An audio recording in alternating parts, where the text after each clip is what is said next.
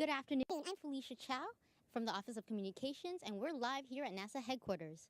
We've got some exciting news on worlds outside of our solar system today. First, we'll have brief presentations from all of our panelists, and then we're going to answer questions from those in the studio, on the phone, and on social media. To ask a question via social media, please use the hashtag AskNASA. Today's participants are Thomas Zurbuchen, Associate Administrator of the Science Mission Directorate at NASA headquarters in Washington. Michael Gillon, astronomer at the University of Liège in Belgium. Sean Carey, manager of NASA's Spitzer Science Center at Caltech IPAC in Pasadena, California. Sarah Seeger, professor of planetary science and physics at Massachusetts Institute of Technology in Cambridge. And Nicole Lewis, astronomer at the Space Telescope Science Institute in Baltimore. And with that, Thomas, can you start us off with what the big... Hey, thanks so much, Felicia. Look, I've been Associate Administrator for the Science Mission Director for close to 5 months, and I've just been in awe, and I'm in awe today about both the depth and the breadth of the science that we do here. We're changing people's lives every day, and we enlarge in the space we know. We stretch our imagination, we inspire every day. And today's story is just that. I'm excited to announce today that Dr. Michael Gillon and his team have used our Spitzer Space Telescope to determine that there are actually 7 Earth-sized planets orbiting the nearby Trappist 1 star about 40 light years away. What's more, that you can see in this illustration, is that 3 of these planets, marked in green,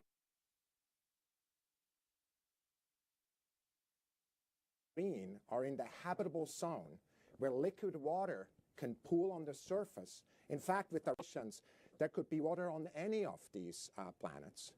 So for the first time, we found as many terrestrial planets around a single star, and that's the first time we have been able to measure, in addition to that, both the masses and the radii of these habitable zone type Earth-sized planets. These planets are among the best of all the planets we know to follow up, to see, for example, with the James Webb Space Telescope that we're going to launch last year, the atmospheres, and also to look at biosignatures if there are any. The discovery gives us a hint that finding a second Earth is not just a matter of if, but when. Scientists believe, actually, that around every star there could be 1 planet. Take 3, take 5, take 7. And you can just imagine how many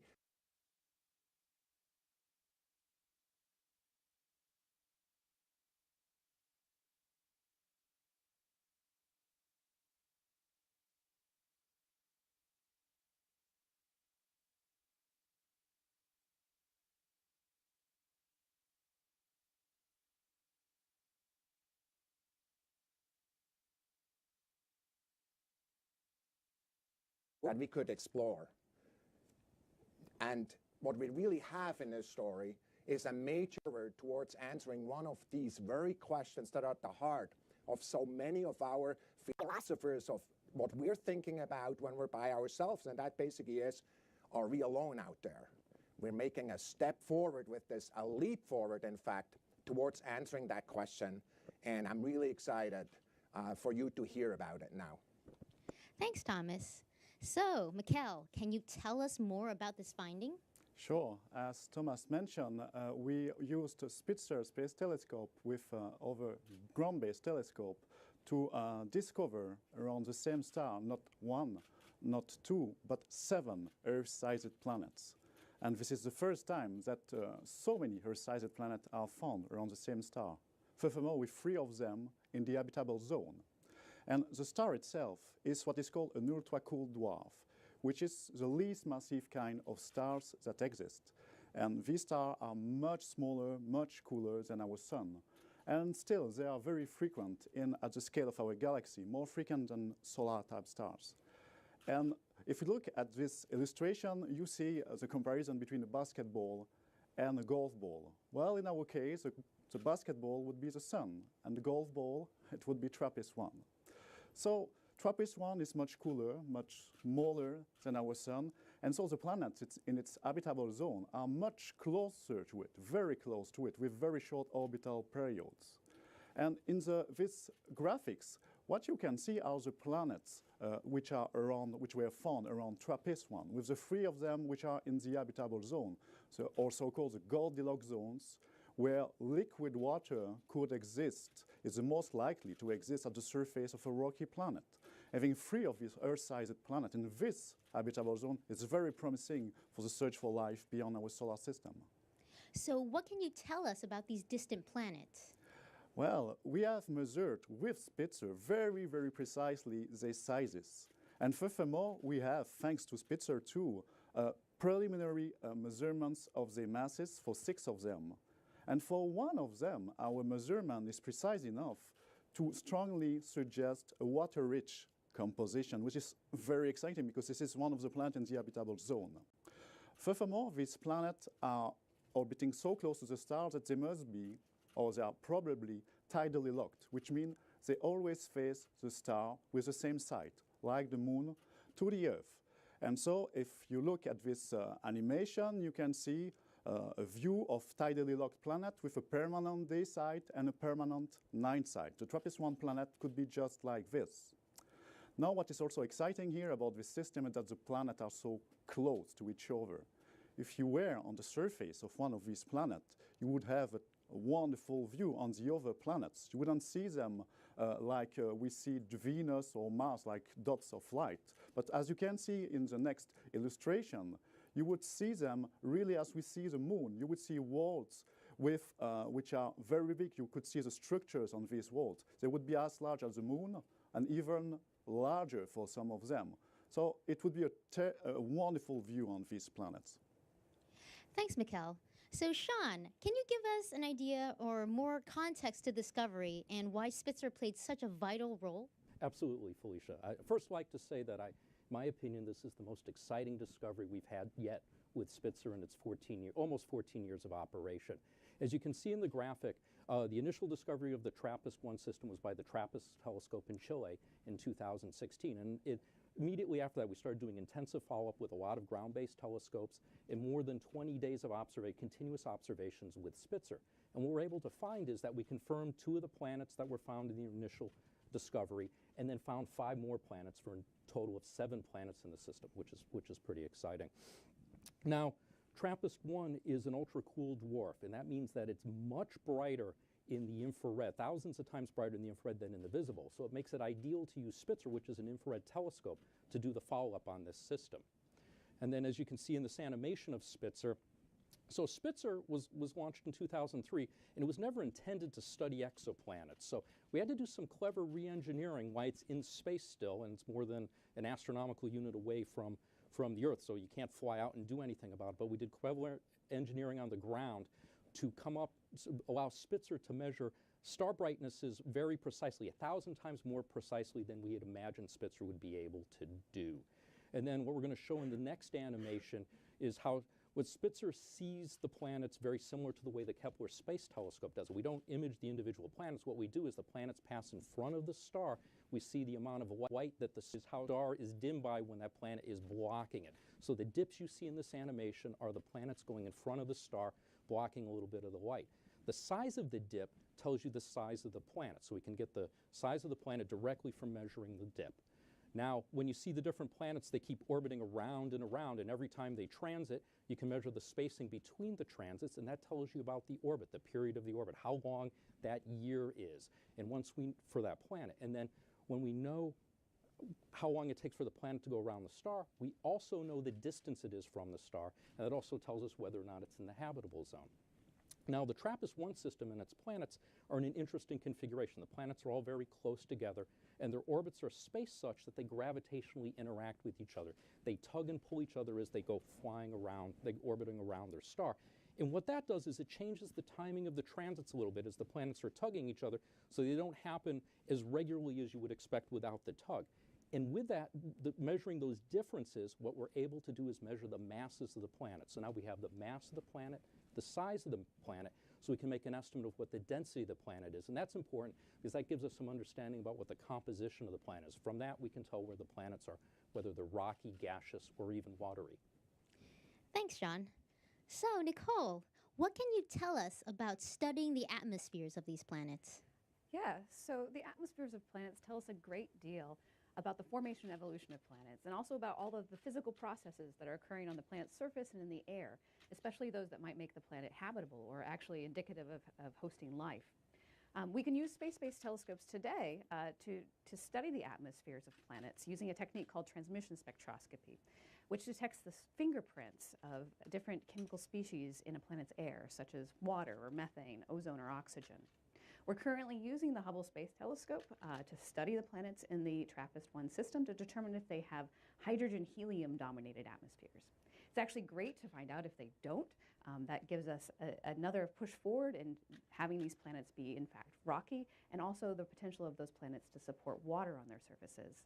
Just last year, Hubble actually probed the innermost planets of the TRAPPIST-1 system, TRAPPIST B and C, and found that they didn't have hydrogen-helium dominated atmospheres. So that's just one more step along the path to having these potentially habitable worlds. So, what do we know about the three worlds in the habitable zone? Sure, so I'll use eyes on exoplanets here to give you a brief tour of the habitable zone of the TRAPPIST-1 system. So if we zoom out to the system away from the host star, you'll see all 7 planets, with the habitable zone indicated here in this blue region. The innermost planet in the habitable zone is TRAPPIST-1e. So in this illustration, you'll see an artist's rendition of TRAPPIST-1e, which is a really interesting planet for a number of reasons. It's very close in size to Earth, as you can see here. It also receives about the same amount of light as Earth does in our own solar system. This means that in TRAPPIST-1e, you could have temperatures that are very, very similar to the ones that we have here on Earth. The next planet out is TRAPPIST-1f. Now, this is a potentially water-rich world that is, again, about the same size as Earth. You can see here in comparison. Now, TRAPPIST-1f has about a 9-day orbit, and during that time it receives about the same amount of sunlight as Mars does in our own solar system. And the final planet in the habitable zone of the TRAPPIST-1 system is TRAPPIST-1g. Now, TRAPPIST-1g is the largest planet in the TRAPPIST-1 system. It's about 13% larger radius than that of Earth, as you can see in this comparison here. And it receives about the same amount of starlight as somewhere in between Mars and the asteroid belt in our own solar system. So, while we don't have the technology yet to really travel to any of these planets, how long would it take to travel here? Well, thankfully, we can ask eyes on exoplanets. And if we were able to travel at light speed, we, of course, could arrive in 39 years. Something more like a jet plane would take far longer, of course, something more on the line of 44 million years. Wow. Well then, thank you so much, Nicole. Now, Sarah, why are these discoveries so exciting for the scientific community? Well, with this discovery, we've made a giant accelerated leap forward in the search for habitable worlds and life on other worlds, potentially speaking. Because with not just one planet, but several, we have room that if we didn't have the habitable zone quite right or weren't sure quite what we're looking for, we have many chances over. You could say colloquially, it's like in this planetary system, Goldilocks has many sisters. Now, we don't know much about the planets. We know, as we heard earlier, the masses and sizes and how much radiation is falling on them and their orbits. So for now, we just speculate. And for that, the TRAPPIST-1 system has really captured our imagination, and we have a new travel poster for you that you can download from the NASA website. And if you see here, it's captured scientifically accurately the, how on one of the planets you could see all the other planets in the sky. Now, historically in exoplanets, in the kind of brief history of the last 20 years, when there's one, there's more. And so that's why I'm so excited to be here today to share it with you, because with this amazing system, we know that there must be many more potentially life-bearing worlds out there just waiting to be found. Thanks. So, what are astronomers doing to learn more about this system and others like it? Well, first of all, Mikkel and his team have started to put up more telescopes. They call it Speculoos, and they're going to, from the ground, use telescopes to search 1,000 of the nearest ultracool dwarf stars. And actually, I just have to back up a second about this Trappist system because I forgot to mention that one of the reasons astronomers are so excited about it is it's a veritable laboratory for studying planets orbiting very cool, very small, very dim red stars that are so incredibly different from our sun. In fact, astronomers constantly go back and forth about all the excitement about these worlds because they're very easy to study. Other people have fears and concerns, and so we actually get to test many people's theories about these worlds being tidally locked and radiation from the host star and things like that. So hopefully, we're counting on Speculoos to find more of these systems and planets around these ultra-cool dwarfs, these very common stars that we can study. So in addition to Speculoos, in astronomy, when someone makes a discovery like this, we put almost any telescope that can follow up to follow up. And so in that way, we have, we heard about Hubble already from Nicole, but the Hubble, Kepler K2, Spitzer, and other telescopes are exploring the Trappist system further. I'd say that what the team is most excited about, although this is still a bit in the future, is the James Webb Space Telescope, which will launch later in 2018. Because with this telescope, and the reason the Trappist planets are so significant is that they are accessible to observations with the James Webb Space Telescope. You can see an animation of it here. So with the James Webb, we'll be able to study the atmospheres, and we will try to assess the greenhouse gas content, which will help us understand the surface temperature of the planets. Are they indeed the right temperature to support liquid water and life as we know it? In fact, we're even going to use the James Webb to search for gases that don't belong that might be produced by life, such as oxygen, ozone, methane, and a whole host of other gases. Thanks, Sarah. So before we go into Q&A, Thomas, do you have any closing thoughts for us? You know, for me, this research in exoplanets is really in its gold rush phase. You know, it started something like 20 years ago, and I just couldn't help but notice that the last co-author on your paper is the same co-author who was there at the announcement of the first exoplanet ever discovered and announced in 1995.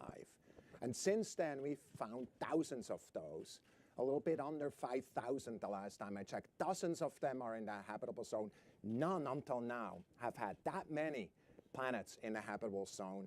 And it's only expanding. This is going forward at a rapid pace, not just because of the telescopes that are there now, but the telescopes we're launching soon. And you talked about the James Webb Telescope, but also TESS, of course, that's going to be there, and WFIRST that's being planned right now. Again, really opening our lens, opening our viewpoints onto the universe, and especially, in many cases, these exoplanets. I do believe that many of the best telescopes that will give us the most information are yet to be invented. There's many things we don't know, many questions we have that come up when we see these observations. We look at all these animations. Very likely, nature is way more beautiful, way more amazing than what we've animated here. It's always that way.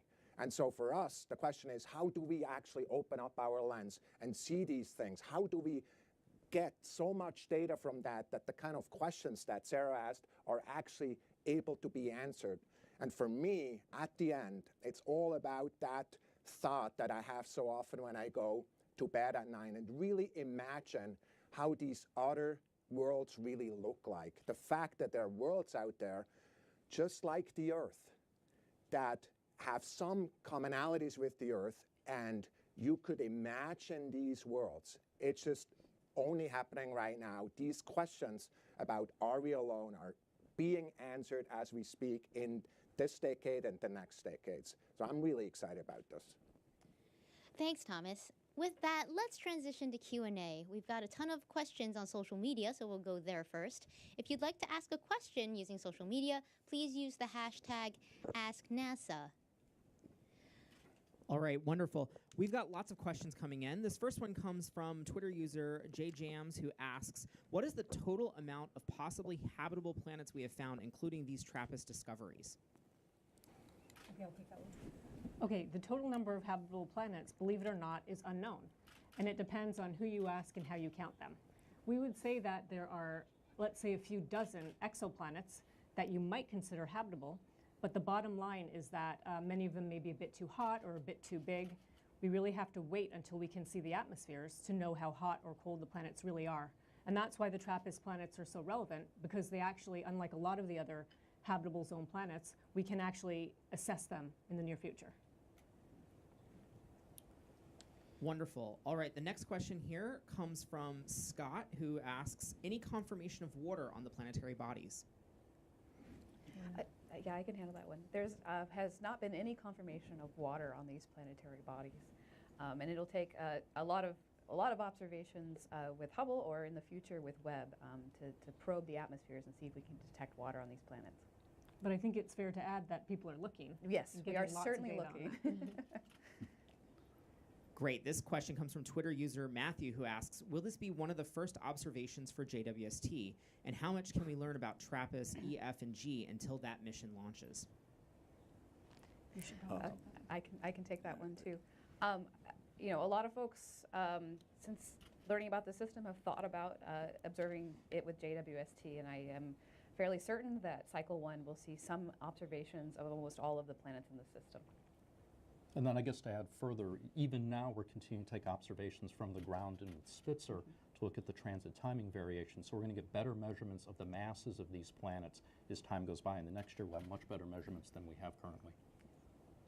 Okay, we're going to take one question on the phone line from Jay Bennett from Popular Mechanics, and then we're going to go back to social media. So Jay?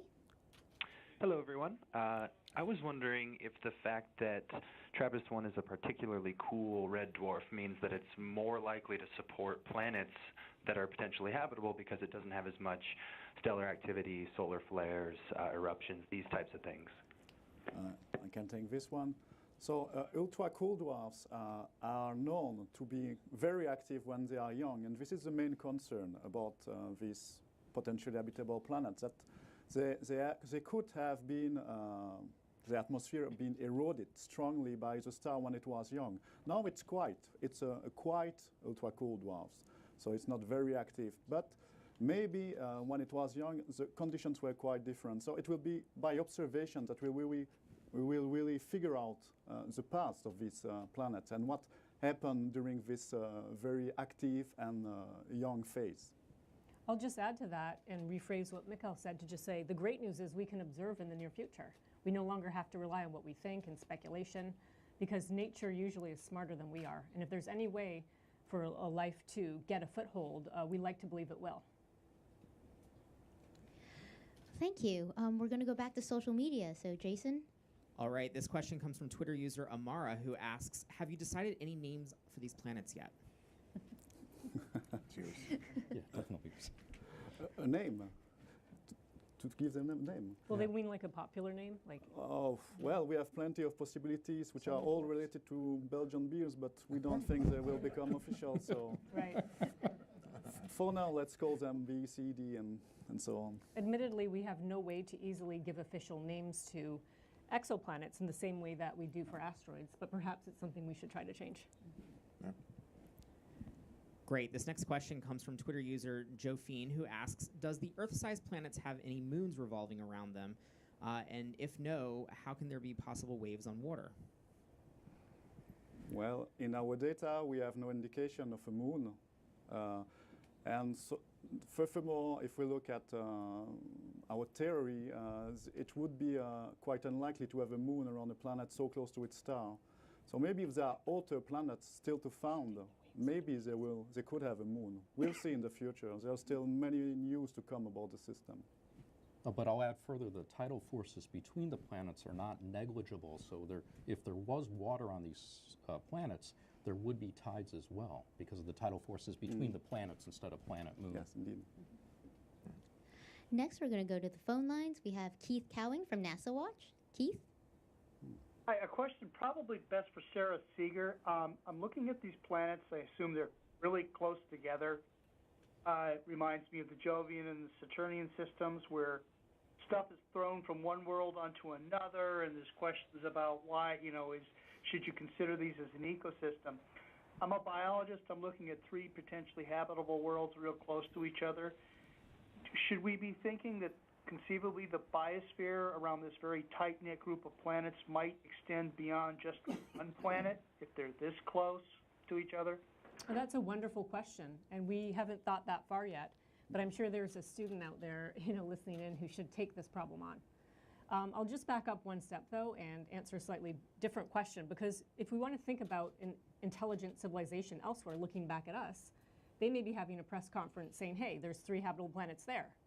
Venus, Earth, and Mars may appear to be in the habitable zone.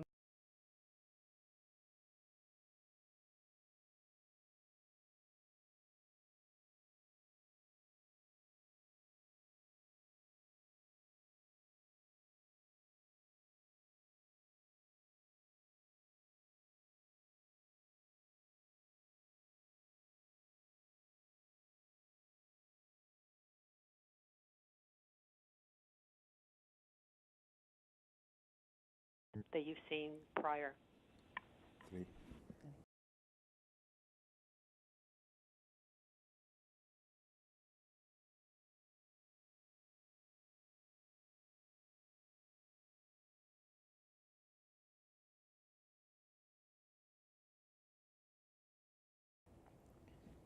So let's go back to social media. Jason? All right, this question comes from Miles O'Brien here on Twitter, who asks, what sort of instrument could be used to answer the question of whether these planets harbor life? Could Webb do it? Sure. So Webb has a suite of instruments that cover, wavelengths from sort of the near infrared all the way through farther into the infrared spectrum. But in particular, it has a lot of very powerful spectrographs aboard. So this is going to allow us to do this transmission spectroscopy technique that I talked about earlier. And it covers the right wavelength range where we can start to detect molecules like water, methane, ozone, and oxygen. So we can start to do a lot of what Sarah had suggested in trying to determine habitability and also the potential of it harboring life. And I just want to add one thing, and to Miles and everyone out there, is we really try to emphasize we have the capability to find signs of life elsewhere, but nature has to deliver. And because it's all so new to us, these red dwarf stars, we don't totally know what's out there. So if nature has made life ubiquitous, and there are lots of atmospheres without clouds, substantial enough accumulation of gases, we'll have no trouble finding it at all. But if it's the opposite, then it may be a while.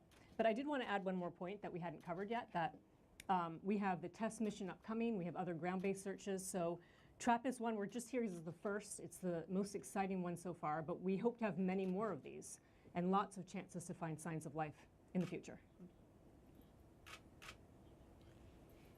Wonderful. Next question here comes from Twitter user Chris Sims, who asks, is it possible to listen to this planet system using our SETI-style telescopes? How do we learn as much as possible?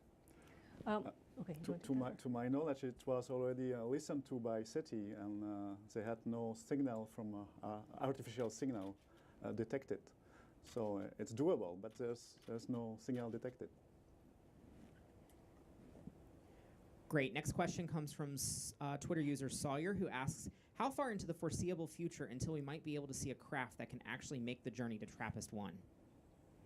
This is a really hard question, just because it requires so many miracles on the way. See, when James Webb was developed, the way I think about James Webb, it required something like 10 miracles, kind of things we had never done, and kind of put it together into a telescope, with a 6.5 meter kind of foldable mirror and a thermal system that's a tennis court in size. Kind of how do you do that? The answer is you start inventing your way forward.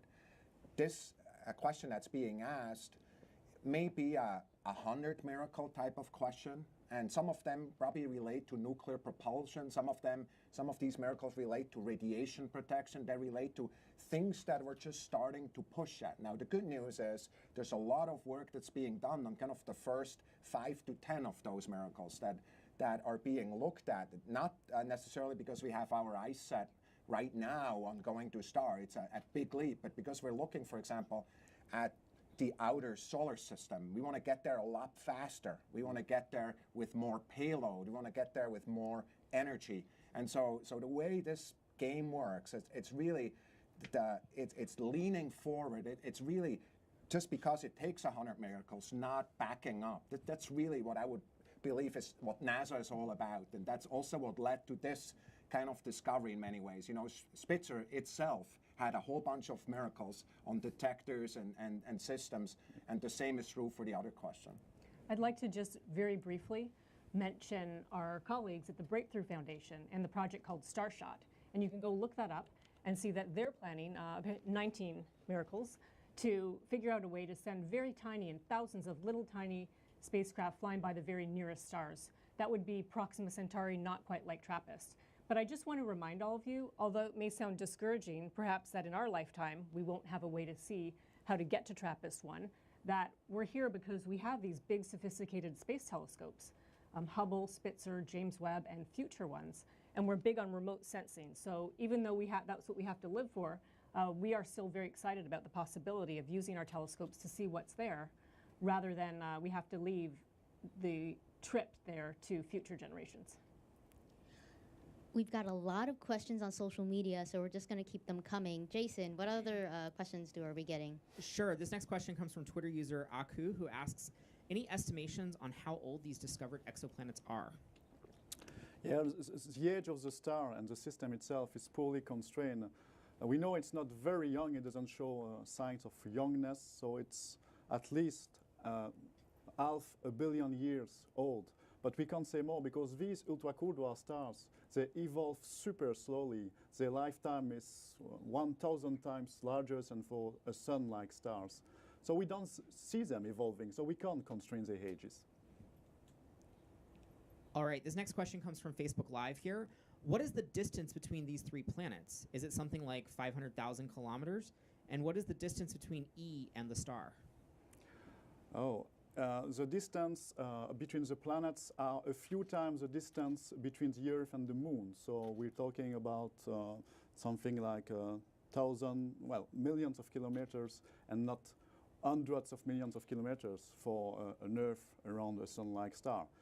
And for the planet F, or E, the distance is something like 5% the distance between the Earth and the Sun. So it's much, much closer to its star. Great. This next question comes from Twitter user Ross Butler, who asks, is the TRAPPIST-1 system the closest to us with planets in the habitable zone? No. In fact, the closest is Proxima Centauri, which has a planet which was detected by radial velocity, so by another method, which doesn't tell us the size nor the mass. So we don't know if it's a rocky planet, but it is in the habitable zone, clearly. It's only at 4 light years away.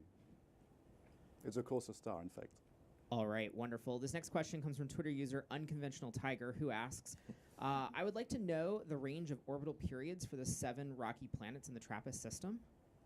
So the range goes from 1.5 days for the innermost planet to, we don't know the period of the outer planet, but it must be something like 20 days. So super short period compared to the Earth. I think, do you want to add the ratios? You can add the ratio. No, I think, Mikhail, you should add the resonance and the integer ratios. Okay. So indeed, also the periods themselves are related by our commensurable, so they are related by ratios of integer numbers, which is very peculiar dynamical configuration that we can find in our solar system for the Galilean moon around Jupiter. And it shows that, it indicates at least that these planets should have formed further out and migrated and been trapped during this migration inwards in this very peculiar configuration. If this is the case, they are super water rich because they must have formed in an environment which was very rich in ice or in water ice, and it should be reflected in their composition. And we will know soon, thanks to notably to many new Spitzer observations that are coming. Okay, before we take more questions from social media, I'd like to ask each of you to kind of give some thoughts about why this finding is so exciting for you personally. And we're going to start with Nicole and then work our way to Thomas. Yeah, so this finding is really exciting for me because this is a great opportunity to study Earth-sized planets' atmospheres in great detail. We know that we can get good signal-to-noise ratios, and we can start to begin this journey in trying to understand what the air is like around rocky planets outside of our solar system. Well, I'll give 2 favorite reasons. One is when I and others started in exoplanets 20 years ago, our peers all dismissed the work as just stamp collecting. We'd never look at their atmospheres, we'd never be able to do this, we'd never be able to do that. So the fact that we're here today with 7 planets, and we know we can study their atmospheres in the future, is truly tremendous. The other point I want to make is that we're really excited because we all see ourselves here as just, we're the group of people, we meaning us and all of our colleagues, as the pioneers. This is a search that will go on for many generations. And just the fact that we're this close now to finding so many habitable worlds is really exciting.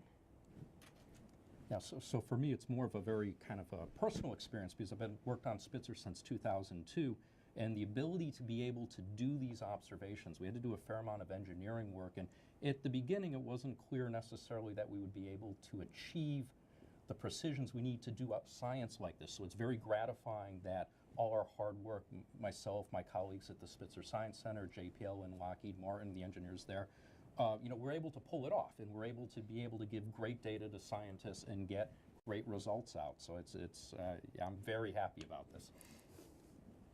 So on my side, I've already wondered about the possible existence of life elsewhere since I'm a kid.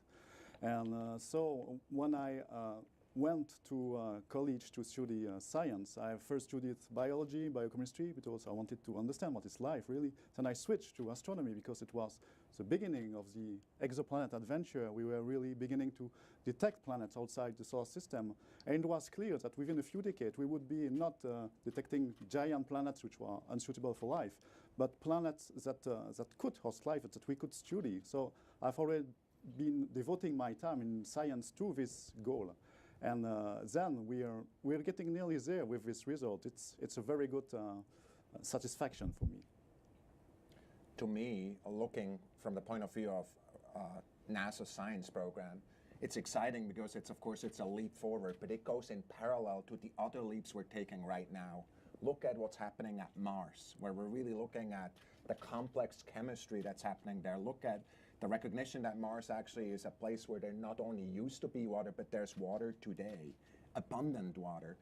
In parallel to that, the recognition that we can now have the technology ability of going to Europa and actually looking at that system, which is in its own right really an exciting system because there's an ocean world there that hits the rock at the bottom in a really unexpected place in a site. There's many other places like that. And then on the theory side, we already heard that the really understanding of the biology of life. There's a tremendous amount of progress. So together, these areas really create kind of a crescendo towards that, really answering that question that has been on our minds for so long. This is the right time to ask that question. It is the right time to have this discovery right now. Thank you. I'm afraid that's all the time we have left. Please keep those questions coming by sending them at the hashtag AskNASA. And for more information and to download the Eyes on Exoplanets app that Nicole was just using earlier, please go to nasa.gov/exoplanets. All right, guys. And also, don't forget to follow us. That's the live feed. Hold on, let me try to turn her down here. So there you have it. That was the live stream thing here of NASA saying that there's 7 exoplanets around a red dwarf star, Trappist 1. Of course, that made me think of a couple things. One was Revelation 12, verse 3, where it talks about the great red dragon appearing in the heavens with 7 heads, 10 horns, and 7 diadems. It just makes you go, huh, that's weird. Maybe nothing to it, but it's just one of those things. Also, what else was kind of weird or interesting about this? Oh, there you go. That'll get you guys all riled up in there, the flat earthers. What else? You guys in the chat, I know there's a couple good points that were made in there.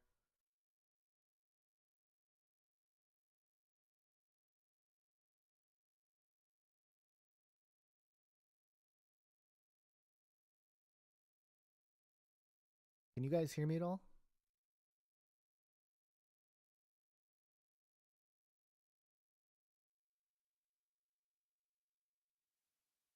Okay, so I'm not loud enough. Is this better? Trying to make it louder here.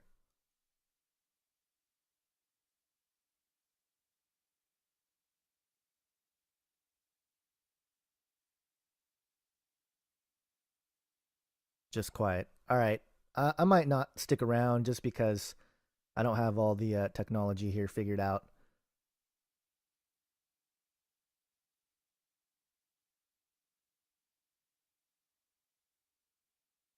All right, guys, this video is going to post. You guys can keep talking in the chat, I believe, or maybe the chat ends after I end the video.